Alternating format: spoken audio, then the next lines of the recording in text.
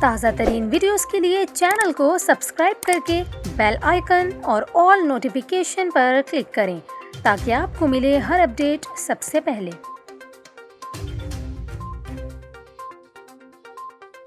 کراچی کے شہریوں کے لیے بڑی خوشخبری سامنے آ گئی۔ آپ کو بتائیں کہ ایڈمنسٹریٹر کراچی ڈاکٹر سیف الرحمان کی ہدایت پر شہر بھر کے فٹ پاتھوں کی تعمیر و مرمت کے کام کا آغاز کر دیا گیا ہے۔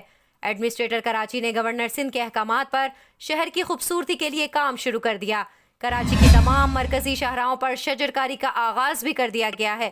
آپ کو بتائیں کہ ایڈمنسٹریٹر کراچی ڈاکٹر سیف الرحمان نے کہا کہ شہر کی مختلف شاہراہوں پر 1000 کے قریب پودے لگائے جا چکے ہیں۔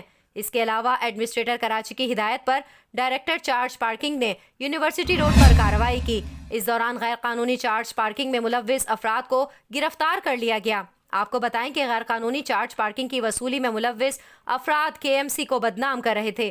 متعلقہ افسران کے پہنچنے پر شرپسند عناصر روپوش ہو جاتے اور بعد میں غیر قانونی پارکنگ فیس وصول کرتے تھے۔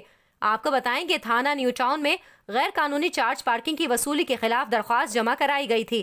تھانہ انچارج سے کہا گیا تھا کہ غیر قانونی پارکنگ فیس کی وصولی کے خلاف قانونی کارروائی کی جائے۔